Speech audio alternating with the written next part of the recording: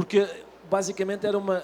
Eu escrevo crónicas na Folha de São Paulo e eu devo dizer que é preciso alguma desfaçatez para um estrangeiro vir escrever crónicas no Brasil, porque a crónica... Há um bom argumento no sentido de considerarmos que a crónica é uma coisa eminentemente brasileira. É a minha opinião, é a opinião da Wikipédia também. Se vocês puserem na Wikipédia crónica e tentarem ver qual é o equivalente na página em inglês, diz qualquer coisa do género. Isso é uma coisa de brasileiros. Uma coisa que os brasileiros inventaram e cultivam, que são uns textos que às vezes não têm tema sequer, são eles a falarem de coisas infinitamente pequenas. É isso. E, portanto, há alguma desfaçatez nisso, em vir escrever crónicas para este país, sendo estrangeiro. Eu tinha escrito uma sobre... Eu sempre que encontro um tema para uma crónica, eu fico muito satisfeito, muito excitado. Uma vez eu sentei-me no carro, pus um endereço no GPS e o GPS fez a pergunta que faz sempre, só que naquele dia eu reparei. O GPS disse, aceitar destino. E subitamente eu pensei... Parecia que estava numa peça do Sófocles e ia aceitar um destino. Era uma pergunta muito pesada, subitamente. Ainda por cima eu ia comprar cerveja. Era um destino que eu achei que, apesar de tudo, estava abaixo do que eu merecia. Mas essa crónica que motivou o protesto foi sobre... Lá está. O pormenor minúsculo que eu tinha descoberto e tinha ficado muito excitado para escrever sobre ele era que me parece que a boca dos ricos é diferente da nossa. Os ricos, por exemplo, os pobres riem com a boca toda, não é? Os ricos riem com a boca, o que é paradoxal, porque os ricos normalmente têm os dentes todos, podiam exibi-los e não o fazem. Mesmo abrir a boca, por exemplo, quando eu vou jantar a casa de gente rica, eu como em casa primeiro, porque eu já sei que vou chegar lá e vou ver uma ervilha com um risco de molho e quando eu descobrir com que garfo é que se come aquilo, já o mordomo levou. Quando eu vou comer a casa de gente pobre, é diferente, eu faço um jejum antes, porque eu já sei que eles me vão receber com uma coisa que a nossa língua também... Uma coisa que é típica da nossa língua, que é a linguagem do carinho e da criminalidade ao mesmo tempo. É a linguagem do sequestro carinhoso, que é você não sai daqui enquanto não comer este presunto. É isso, estamos reféns. E o resgate é comer o que eles querem que a gente coma. E a crónica era sobre isso, sobre os ricos só abrirem muito a boca metaforicamente, não é? Para meterem dinheiro no bolso e tal. E alguém disse, incrível, foi só isso, foi um resmungo, não havia um argumento, era só estupidez, foi só isso. Já não sei o que é que eu hei de... Há uma coisa que me agrada quando eu chego ao Brasil, que é perceber que eu estou em casa. Ou seja, eu estou noutro hemisfério, noutro continente, mas eu sinto-me mais em casa aqui do que no meu próprio continente, se eu estiver na Suécia.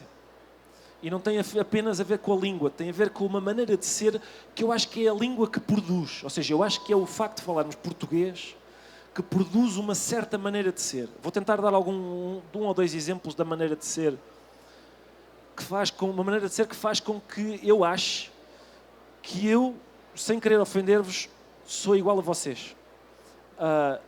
Essa maneira de ser é a seguinte, por exemplo, eu aterro em São Paulo, noto que os carros na rua têm todos os vidros filmados, incluindo o da frente, e eu digo ao taxista, isto em Portugal é proibido, e ele diz, é aqui também.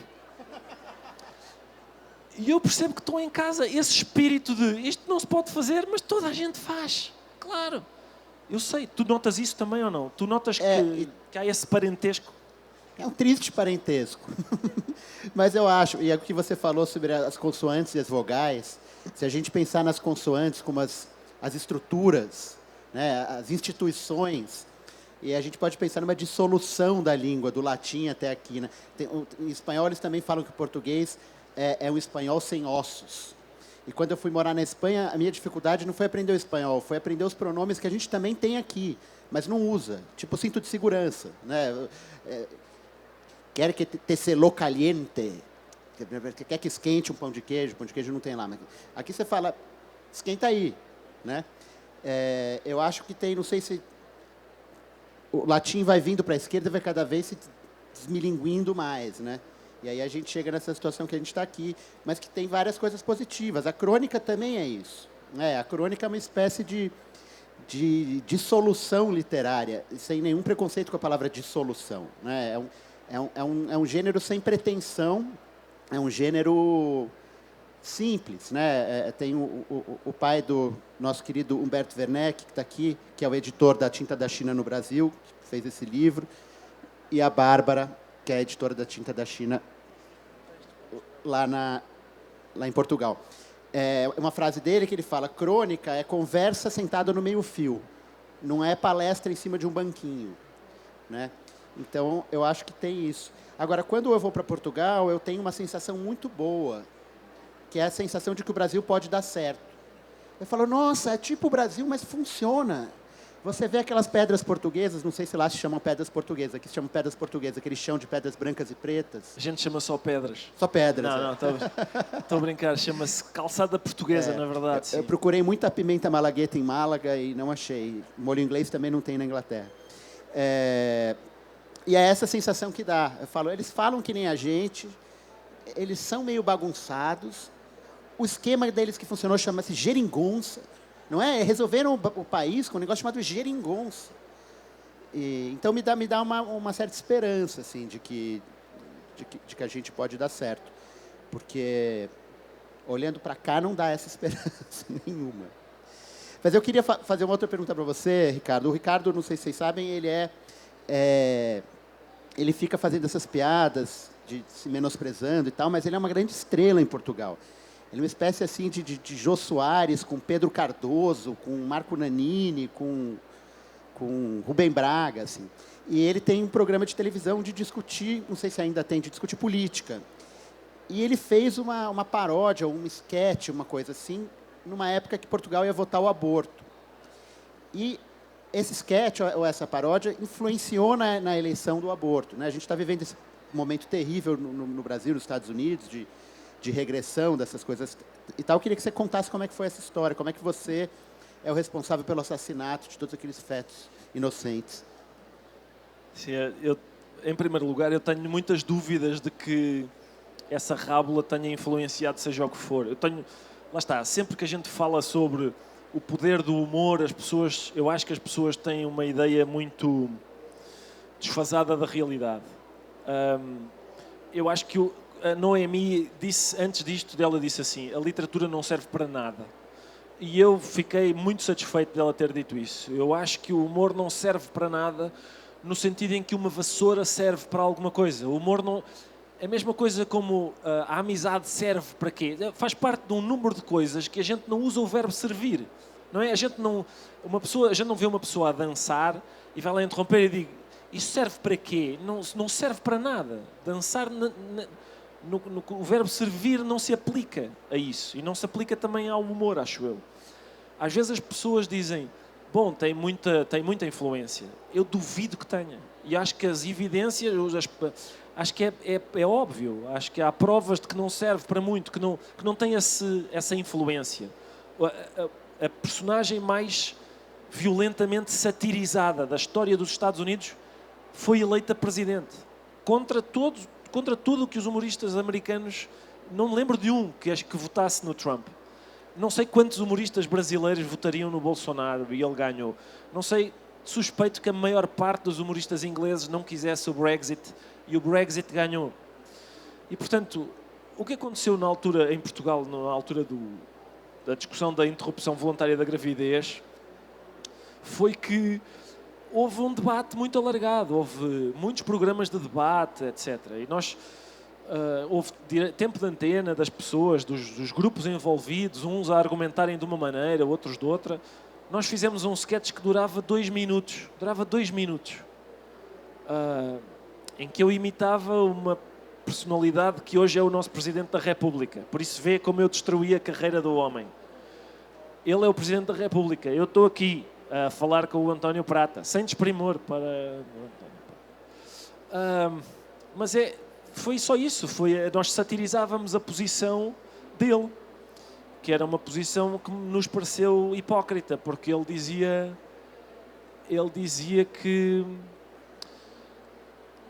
não era contra assim. Ou seja, ele achava que o aborto não devia ser punido, mas não devia ser legal.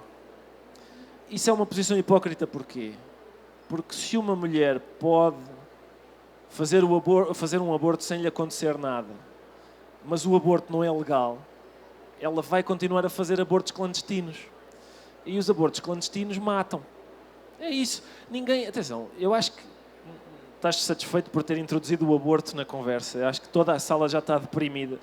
Eu acho que, atenção, ninguém é a favor do aborto, não é? Ninguém é a favor.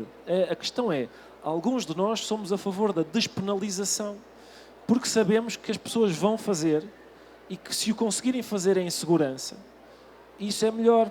É só isso. A ideia é essa, a questão é essa. E, portanto, todos os números mostram, isso é uma coisa que me agrada, a mim, como pessoa que defendeu a posição do sim à despenalização, todos os números revelam que quando o aborto é legalizado, os números vão progressivamente descendo. Isso é excelente, acho eu.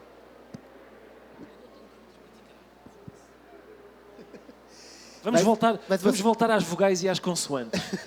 Acho que é melhor. Se você fala das consoantes, eu falo das vogais. Que você está de vestido mais consoante, eu estou mais vogal aqui. Não, mas eu queria voltar do negócio que você falou né, que não serve para nada. O Leminski, que era um poeta brasileiro, que chamava a poesia de um inutensílio. Né? Eu gosto muito desse termo, um inutensílio. Né? Mas serve para muita coisa esse inutensílio do humor. Né? Você tem um livro maravilhoso, um livro teórico, ensaio sobre humor, que é A Morte, a Doença e o Sofrimento Entram num Bar, não é isso? E acho que o título já resume um pouco para que serve o humor. Né? Se você pudesse falar disso, né? Porque é maravilhoso porque esse título, A Morte, o Sofrimento e a Doença Entram num Bar, é um começo de uma piada que não existe. Olha lá. Eu quero porcentagem depois disso aqui, que já é o segundo. Porque, né, assim, basicamente, eu acho que se eu entendi bem o livro, você me corrige, né? O negócio é assim, morreremos, né? Estamos aqui, sabemos que estamos aqui, sabemos que não estaremos. Então, ou a gente chora ou a gente ri, né? Então, é melhor a gente tentar rir com isso, né? Então, na verdade, é o maior utensílio que a gente tem de lubrificação, digamos assim, do atrito da vida com a morte, né? Assim, se não tivesse isso, a gente estava lascado. Então, e aí eu queria emendar com uma pergunta para você, que é assim, me irrita muito quando falam que eu escrevo com bom humor, né?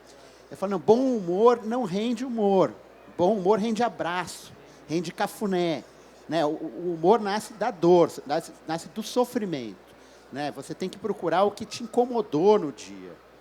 E eu queria te perguntar, tem uma história boa sua de por que você se tornou humorista, que você falou na Flip sobre seus pais. Se você não lembrar, eu posso contar. O Gregório perguntou para ele por que ele tinha se tornado humorista. Ele falou, muito cedo percebi que eu não era o filho predileto dos meus pais. Pausa. E eu sou o filho único. Então, nasce de uma percepção bem trágica, né? Eu queria que você falasse um pouco disso, do sofrimento, do humor. Sim, eu acho que, quer dizer, a minha hipótese é que o humor judeu seja uma característica tão proeminente. Eu acho que facilita quando a gente desconfia que os pais não gostam de nós. E os judeus têm, eu não sei se conhecem uma velha piada judaica, que é um judeu que diz, Senhor, por sermos o teu povo escolhido, nós fomos perseguidos, chacinados, exterminados. Senhor, escolhe outro povo agora, se faz favor. E é isso, quando a gente percebe, suspeita, que os pais não gostam de nós, eu acho que é mais fácil, fica mais fácil a gente olhar para as coisas de uma maneira que é considerada humorística. E a minha perspectiva há um escritor português muito sério, muito bom também. Vão encontrá-lo aqui, eu acho que ele vem cá. Gonçalo M. Tavares, está ali ao lado da Dulce Maria Cardoso, é aquele azul. Já agora vou contar-vos a história da minha troca de correspondência com o Gonçalo M. Tavares. Uma vez o Gonçalo mandou-me um e-mail, já não me lembro sobre o que era, e eu não disse nada. É muito frequente eu receber e-mails e não dizer nada. E um dia vi o Gonçalo na televisão a comparar a vida a uma queda, que é uma comparação habitual, não é? A vida é uma queda, mas a comparação dele era mais precisa. Ele comparava a vida a uma queda física, como se todos estivéssemos a cair do 25º andar. Sabemos qual vai ser o destino, e estamos todos a cair para esse destino inevitável. E ele dizia, não vale de nada nesta queda, não vale de nada a beleza, a força, a inteligência, na verdade isso não vale. E eu adorei aquela perspectiva dele e mandei-lhe um mail a dizer assim, estive a pensar nisso e eu acho que há uma coisa que vale, se nós estamos todos a cair do 25º andar ao mesmo tempo, a capacidade de fazer rir os outros vale qualquer coisa, porque a gente desfruta mais da queda assim do que de outra forma. E o Gonçalo não disse nada. E passado uns tempos, eu fui falar a uma associação de pais de crianças com cancro. E eles perguntaram-me lá, eles disseram que eu tinha ido uma vez a um hospital onde estavam crianças com cancro e eu tinha visto uma menina lá. E tinha falado com ela e depois mais tarde ela estava muito debilitada nessa altura, estava fechada a gente nem podia entrar, eu falei com ela através de um telefone e mais tarde encontrei-a já com o cabelo pela cintura na festa de Natal daquele hospital e tal. E eles perguntaram, lembra-se disso? E eu lembro-me perfeitamente. É que a menina está aqui e a menina levanta-se da plateia e desculpem, e vem ter comigo e aconteceu-me lá pior do que me está a acontecer agora, que é, comecei uma choradeira, comecei a chorar copiosamente. Alguém estava a filmar aquilo com um telemóvel e pôs a circular nas redes sociais. O humorista chora. Os jornais falaram disso e tal. Recebo um e-mail de Gonçalo Tavares a dizer, acho que percebi o que é que me disseste há um ano, quando eu lhe tinha mandado aquele e-mail sobre estarmos todos a cair e termos a capacidade de... E pronto, foi essa a minha... Eu acho que isso resume aquilo que eu penso sobre... Lá está, eu continuo a não dizer para que é que serve, porque para mim o verbo servir é para coisas práticas, mas sobre qual é o efeito disto, o que é que isto faz, o que é que faz isto. Eu continuo a ver isso, o gesto de fazer rir os outros como um ato de amor pelos outros. Não é só a gente sente-se... eu acho que a gente também se sente, quando os outros riem, acontece-nos qualquer coisa, não é? Não te sentes amado quando riem do que tu dizes. Agora, são tempos difíceis para o humor, né? São tempos difíceis para a arte em geral e para o humor. As pessoas tendem a encarar uma piada, ou elas tendem a encarar um romance ou um conto como se aquilo fosse uma tese de doutorado a favor do que está sendo dito. Então, se você escreve Crime e Castigo hoje em dia, as pessoas vão falar, então você é a favor de matar uma idosa com uma pancada na cabeça, você acha que isso é legal, e você está publicando isso, parará, parará. Você é um cara que tem posturas muito sérias em relação a isso, a liberdade do humor, né? Muitas vezes se colocando contra a esquerda, que tem tido um papel um pouco deprimente nessa discussão, né? Essa discussão é muito ambígua, né? Porque, de um lado, você tem a direita querendo o direito de oprimir e de fazer piadas nefastas com minorias e tal, e somos todos contra. E, do outro lado, você também tem uma esquerda que fala que você não pode mais fazer piada com nada, né? Porque qualquer piada que você faz vai contra os objetivos da revolução do proletariado, ou sei lá o quê. Eu queria saber como é que você... Eu até te escrevi uma vez um e-mail, né, porque eu ia escrever um negócio sobre isso. Falei, qual é a sua postura sobre isso? Você me indicou um livro, até Língua de Direito de Ofender. Acho que você me... Queria saber como é que você está lidando com essa postura estranha do mundo em relação ao humor. Sim, eu já fui expulso da esquerda 2 ou 3 vezes. Eu continuo a ser de esquerda, quer dizer, eu continuo a achar que as pessoas são mais iguais do que desiguais e que a sociedade deve esforçar-se para reproduzir essa igualdade. Mas o problema é o seguinte: algumas pessoas acham que ser estúpido, que o ódio, a estupidez, a falta de educação devem ser celebradas. E outras pessoas acham que devem ser proibidas. E eu acho que nem devem ser celebradas nem proibidas. As pessoas dizem o que lhes apetece, eu digo o que me apetece. O preço a pagar para eu poder dizer o que me apetece é ouvir os outros a dizerem o que lhes apetece. Quando eu não gosto de ouvir o que os outros dizem, desligo a televisão ou contraponho com outras coisas. Isto no meu tempo era incontroverso. É a demonstração de que eu estou a ficar velho. E isso é muito triste para... Há um momento do Henrique IV em que o príncipe diz ao Falstaff que ridículo é um palhaço com cabelos brancos. E eu lembro-me disso todos os dias quando me olho no espelho. Vejo que estou a ficar...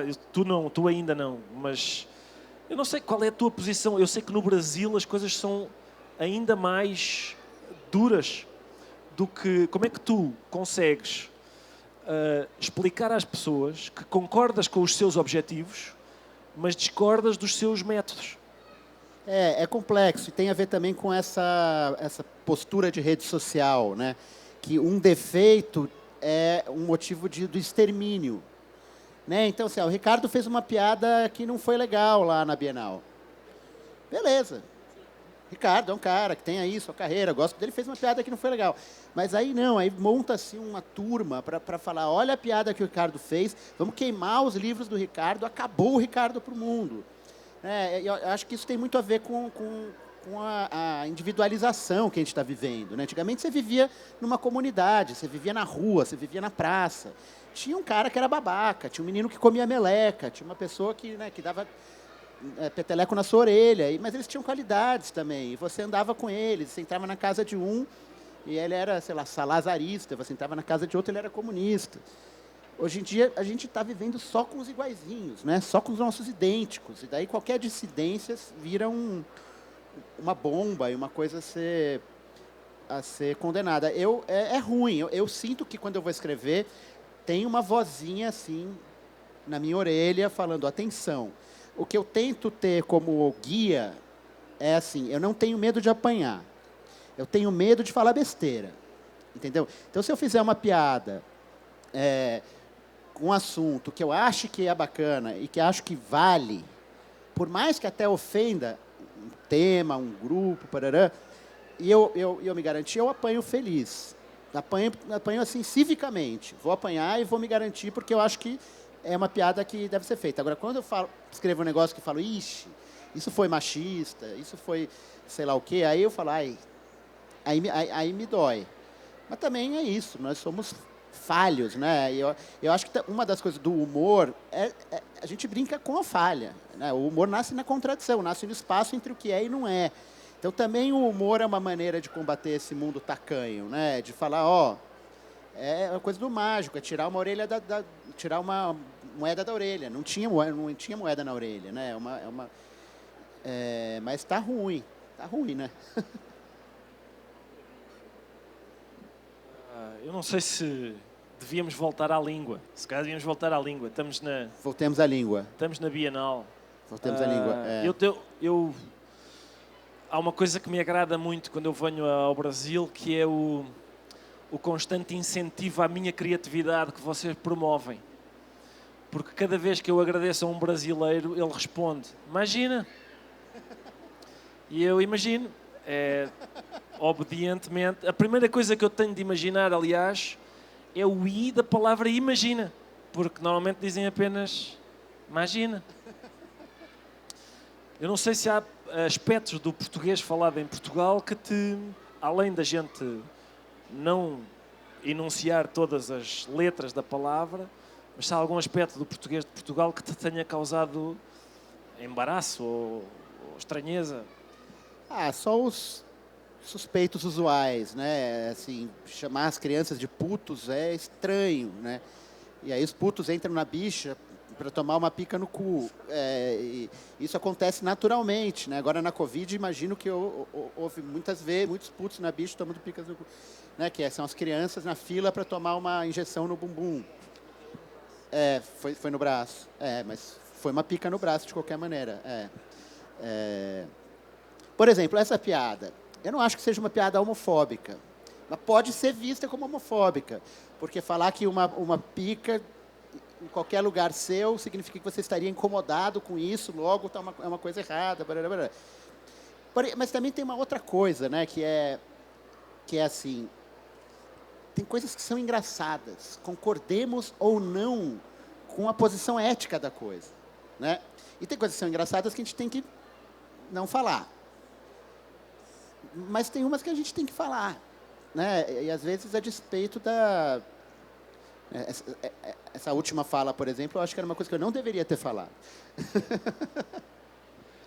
Eu acho que ninguém ficou machucado com essa... Temos que fazer aquele aviso, como às vezes dizem, a seguir aos filmes, dizem nenhum animal foi magoado nas cenas deste filme. Eu acho que nenhum falante de português foi magoado com a utilização da palavra pica pelo... De facto, em português de Portugal, pica significa uma injeção. É isso. E há várias diferenças suspeitas, não é? E no Rio de Janeiro, curiosamente, de uma hora para outra, uma gíria surgiu assim, em casas de família, em escolas, que é pica das galáxias. Estou aqui com o Ricardo Araújo, pica das galáxias, e isso é tolerado de uma maneira estranha, como isso rompe as picas rompem. Vamos voltar para a língua. Vamos, mas estas são, mais uma vez, são diferenças que não só nos dão vontade de rir, como são enriquecedoras no fim. A gente amplia o vocabulário. Por exemplo, a palavra bicos no Brasil significa trabalhos temporários, não é? Trabalhos temporários. Em Portugal significa buquete. Não sei se posso dizer buquete na Bienal do Livro, mas em Portugal bicos significa buquetes. Em Portugal, bicos, no vosso sentido, é biscates. No Brasil, biscates é quem faz bicos no nosso sentido. E, portanto, lá está, é ou não é enriquecedor? Eu acho que tem de ser. Uma vez eu estava num programa da Globo, do Pedro Bial, e Pedro Bial mostrou uma fotografia da rainha de Inglaterra a conduzir um táxi e pediu a um humorista brasileiro para comentar, e ele disse: as finanças em Buckingham devem estar muito mal porque a rainha da Inglaterra já faz bicos na Uber. E eu pensei, o humor brasileiro é arrojadíssimo. Incrível. Que iconoclasta. E só depois é que me explicaram o significado da palavra. Mas é isso. Quer dizer, há muitos motivos de orgulho na nossa língua comum.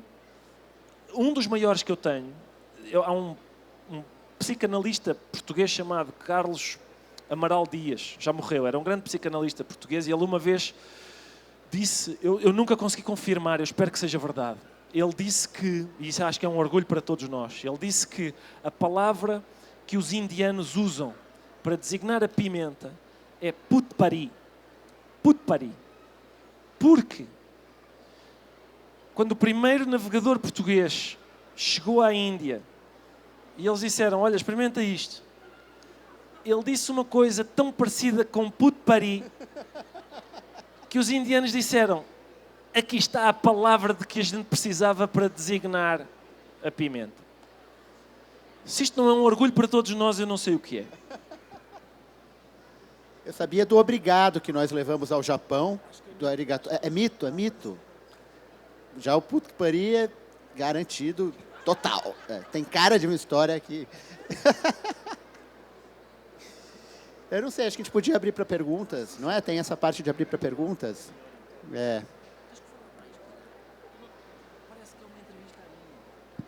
Não, mas ele está falando que eu tenho que falar mais. Mas faz uma pergunta, eu respondo. Não, é que eu não estou aqui, não é uma entrevista dele, somos os dois a conversar. Façam vocês perguntas e a gente... Eu tenho aqui uma pergunta. Este senhor, sim. Um leitor neutro aqui querendo saber, que o Antônio falou sobre apanhar, né? Não ter medo de apanhar. E um amigo me disse que o verbo apanhar, nesse sentido de tomar porrada, como a gente diz aqui, só tem na língua portuguesa. Você não tem nenhum verbo em nenhuma língua equivalente a apanhar. Vocês conhecem? Ou é só humorista brasileiro que apanha? Não sei. Não sei, been beaten em inglês, né?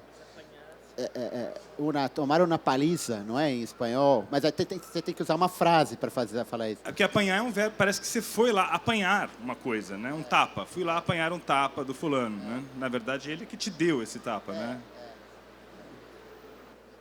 Eu não sei. Mas todas essas coisas também de que só existe em português, a nossa língua também tem essa arrogância, né? Saudade só existe em português. Existe num monte de língua. Eu fui lá morar em Barcelona, os catalães têm muito orgulho, que eles têm uma palavra chamada enhorança. Enhorança, que é a saudade. E eles falam dos navegadores, tem em outras línguas. Mas atenção, mas há outras, isso é verdade. Toda a gente diz, nós temos esse orgulho que pelos vistos não corresponde à realidade, que a palavra saudade é só nossa, não há noutras línguas, pelos vistos há em muitas línguas. Mas há uma palavra na qual eu acho que devemos ter orgulho, que essa sim só existe na nossa língua, que é a palavra chulé. A palavra chulé, eu descobri no outro dia que estava a ler um texto da BBC e dizia que uma determinada cientista tinha descoberto a cura para uma doença porque ela estuda, dizia lá, ela é especialista em cheiro dos pés. Eu pensei, estranho, e cheiro dos pés é uma coisa, é uma matéria de estudo muito vasta, não é? Porque os pés cheiram uma coisa a seguir à maratona, a seguir ao banho, a seguir às vindimas. Os pés cheiram muita coisa. Depois fui ver na BBC Brasil e dizia lá, esta cientista é especialista em chulé. E eu, bom, agora percebi, agora entendi. Tem um mito, não sei se é verdade ou não também, que a palavra chulé é mentira, que era shoeless, que era sem sapato. O que é estranho, porque o pé sem sapato não tem chulé. Né? O que dá chulé é o sapato. Então é uma etimologia estranha, né? Mas a etimologia mitológica é muito mais interessante do que a etimologia real. Oi, Ricardo. Oi, Antônio. Boa tarde. Eu tenho uma curiosidade, na verdade. Antônio, você comentou que o humor vem do incômodo, né? Até o Porchat fala isso uma vez que eu vi um vídeo dele. E eu gosto muito de escrever, né? E uma vez eu escrevi um texto sobre o meu incômodo com as pessoas que escutam música no transporte público, no parque, sem fone de ouvido. E eu queria que ficasse engraçado. Então fui lá, escrevi o texto, né? Achei que estava arrasando, estava super engraçado e dei para as pessoas lerem. E as pessoas disseram para mim, nossa, você tá muito puta. E aí eu fiquei assim, mas não tá engraçado. Não, você tá muito brava, dá para ver que isso, tipo... E aí, como eu tenho estudado criação literária, né? Eu tenho muito essa coisa de tentar sair do incômodo, da raiva mesmo, ali aquele negócio que pega no fígado, e ir pro humor. Eu não consegui ainda transcender. Então, eu acho que o trabalho de vocês, do Porta, né, de tantos humoristas brasileiros, vocês conseguem transcender. Vocês trazem, muitas vezes, a crítica, né? Enfim. E aí vocês transcendem. Então, eu queria saber um pouquinho desse processo criativo de transformar o incômodo em algo engraçado, ao mesmo tempo que ele não deixa de ser uma crítica, ao mesmo tempo que ele não deixa de ser vamos pensar sobre isso, né? Então, enfim, eu vou continuar tentando, espero que eu fique menos raivosa nos próximos textos. Mas eu não acho que a raiva seja um problema no humor. Se você pegar o Rick Gervais, se você pegar o Dave Chappelle, os caras de stand-up, os caras são bravos, né? Eles estão ali né, lutando. O problema é se a braveza passa por cima da graça, né? Eles são muito engraçados. Tem aquele, não sei se você já viu o Rick Gervais apresentando uma cerimônia do Globo de Ouro, que ele começa falando assim, muito legal, todos vocês aqui do movimento Me Too e do movimento Black Lives Matter, aqui nesse teatro que é da Sony, que é uma empresa que faz produtos com escravos na Tailândia. Começa assim. E depois tinha o Einstein lá, que tinha abusado, falou, amigo de vocês todos, né? Como vocês devem estar se sentindo? era porrada até de porrada. Então, acho que não... Se você é brava, tenta fazer um humor bravo. Né? O negócio é você conseguir botar graça nele. Não sei o que você acha. Eu acho que tem os dois razão, que é a raiva é útil, mas se no texto é só raiva, pode dar a sensação de não de estar mais raivoso do que engraçado. Então o que é preciso é... Isso é muito interessante, que é, se a gente der 2 passos atrás, como quando a gente está a olhar para um quadro muito perto e a gente dá 2 passos atrás e vê melhor, se a gente interpuser entre o coração raivoso e a página um filtro qualquer, por exemplo, se for um filtro de ironia, se disser, eu acho ótimo este hábito de levar música para o jardim, eu adoro ouvir música de outras pessoas, que eu acho que deviam pôr mais alto até, porque consegue canalizar a sua raiva na mesma, mas de um outro modo. Ou seja, mesmo o Ricky Gervais está a dizer que ótimo, não é? Que ótimo, toda a gente aqui é contra injustiças e estamos aqui neste teatro. Ele não está a dizer, vocês são todos contra injustiças, mas nós estamos neste teatro. Ou seja, ele está a dizer aquilo num tom de que maravilha, estamos todos aqui, pessoas que fazem o bem neste teatro da Sony. É isso, eu acho que a única questão é o tom. Às vezes basta o tom para a gente perceber, ficou melhor assim, baixamos a raiva e subimos a graça. E tem uma outra coisa também, você falando, eu pensei agora, que o humor é muito vasto, mas uma grande parte do humor depende da impressão de que aquele que está fazendo o humor não está sendo afetado por aquilo. Né? Se você pegar o Buster Keaton, né? O Buster Keaton é o rei disso, né? Chama deadpan, que é assim, as coisas desabam e ele olha assim. E muita parte da graça é isso, é o mundo desabando e o cara impávido, né? Então, tu disseste Buster Keaton e eu lembrei-me do Chaplin imediatamente, quando ele às vezes pega num chapéu todo roto e coloca na cabeça como se fosse a coisa mais digna. Ele está a operar um destroço. Aquilo é um destroço e, no entanto, ele está a operá-lo como se fosse a coisa mais digna. A própria figura dele é um cara que tem calças gigantescas, um blazer minúsculo, um sapato gigante e está andando como se ele estivesse normal, como se ele tivesse vestido. Isso já é engraçado. Você fala assim, lá vem uma incongruência, né? A incongruência começa no físico dele. Então, acho que é isso, né, que você falou de dar esses passos atrás e fingir que não é com você. Isso dá um alívio também quando a gente está lendo, porque a gente se sente vingado. Né? A raiva piora a gente. A gente ouve o texto com raiva e fica com raiva. Se você faz isso desse jeito, você fala, se ferrou fulano do rádio alto. Né? Você se sente vingado, assim, ganhamos dele. Né?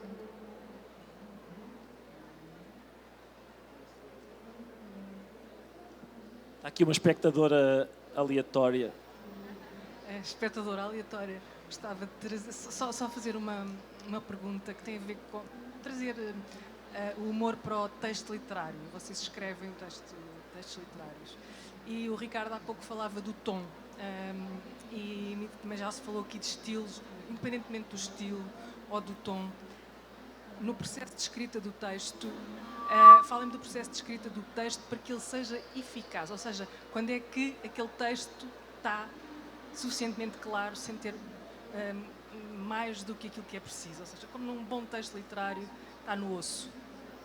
Eu não entendi direito, mas não é por causa da barreira da língua, é por causa da barreira dos meus tímpanos, que eu sou um pouco surdo. Você pode falar rapidinho? Mais rápido. Não. Ou você fala para mim que você está mais perto. Era sobre quando é que a gente acha que o texto está pronto, a maneira de criar o texto de modo a que ele fique. Portugal estava falando um texto literário, por isso como é que a gente. Desculpa, é clínico mesmo, eu tenho problemas de audição. Olha, tinha o produtor do Saturday Night Live, o Lorne Michaels, que é um produtor de grande parte do humor audiovisual americano, ele dizia, o programa não vai ao ar porque está pronto, ele vai ao ar porque são 11h30. Eu tenho sempre essa sensação com os textos. Tem um prazo. E uma hora a gente tem que mandar.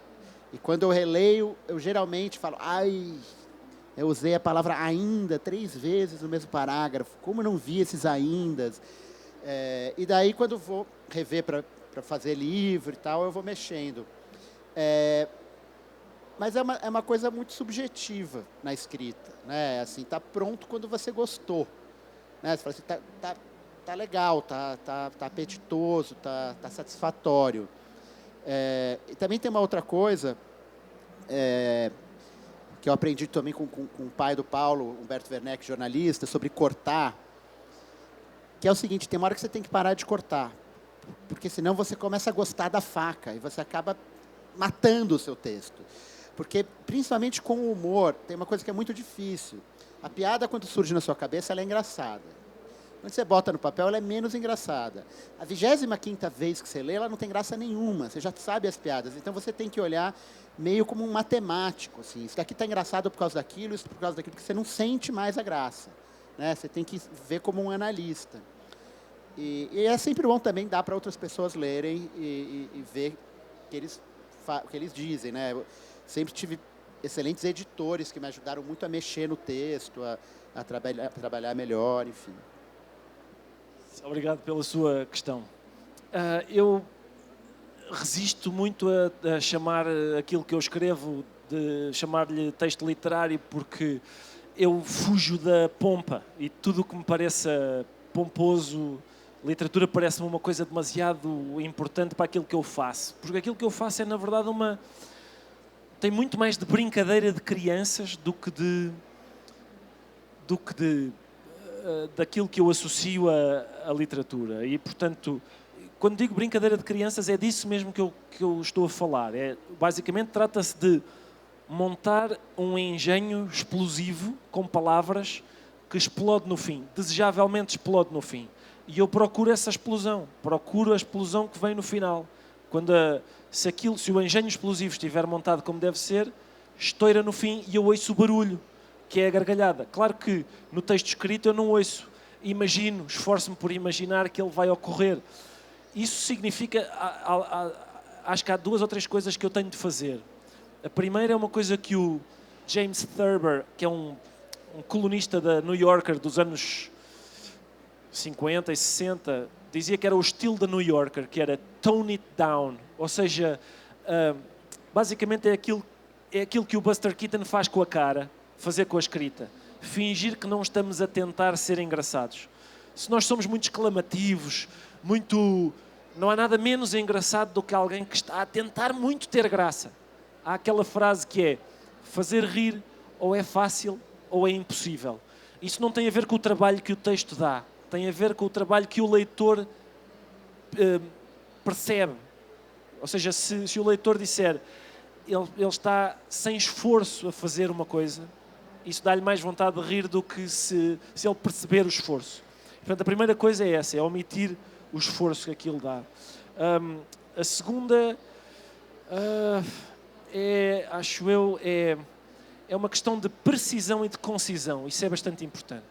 Já agora deixem-me dar um exemplo com aquilo que eu acho que está na cabeça de todos desde que eu comecei a falar, que são piadas de português. Por isso eu vou tirar esse desconforto contando uma piada de português. É sobre aquele momento em que os fariseus trazem a mulher adúltera e os fariseus querem apedrejar a mulher adúltera e Jesus Cristo intervém e diz, alto, quem nunca errou, atira a primeira pedra. E o português pega uma pedra e acerta em cheio na mulher adúltera. E Jesus vira-se para o português e diz, tu nunca erraste? E o português diz, desta distância não. É isso. Como é que não funciona? Se eu tivesse dito, os fariseus trouxeram a mulher adúltera. Ela era adúltera porque tinha dormido com o vizinho. E depois Jesus Cristo estava vestido com a sua túnica. Nada disso interessa. Todas as informações que não interessam devem ser expurgadas dali. Mas a última frase, que é desta distância não, primeiro não dizemos mais nada a partir disso e depois temos que fazer o esforço para que a última seja lá está, o gatilho da bomba. Isto não faz sentido mecanicamente, porque as armas é que têm gatilho, as bombas não. Mas o que faz deflagrar a bomba é essa última frase. Mais uma vez, são brincadeiras de criança. É um jogo. E é isso que me deslumbra no processo. Tem uma outra coisa também que é legal que o Milor Fernandes falava, que é nunca pare na primeira ideia.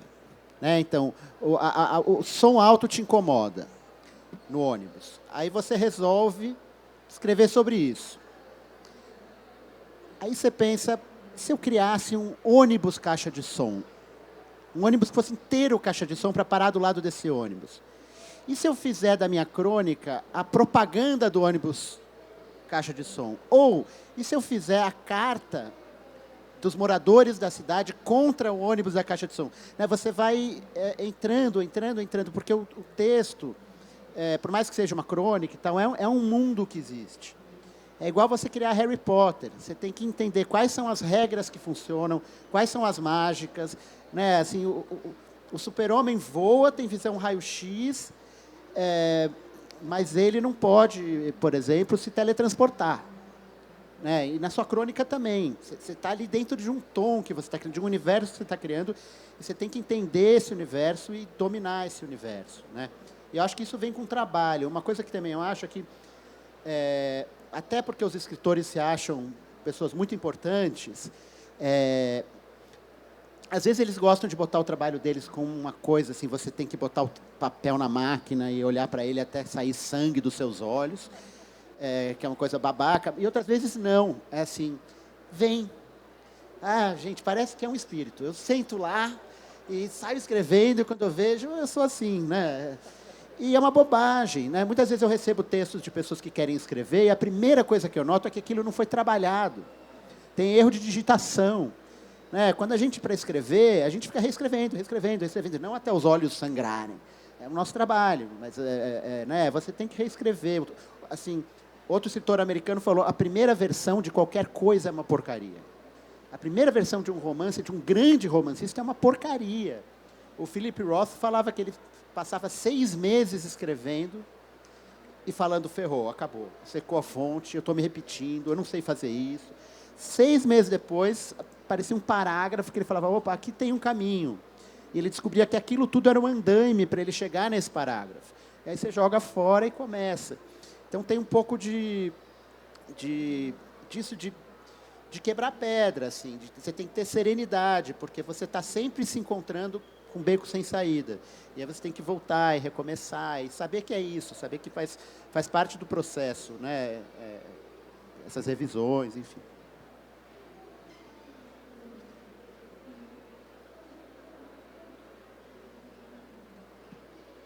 Você vai querer autografar um livro, se o pessoal quer? Então, gente, já acabou o bate-papo, mas eles estão disponíveis lá na livraria para autógrafo, né, na venda dos livros, tá bom? Obrigada.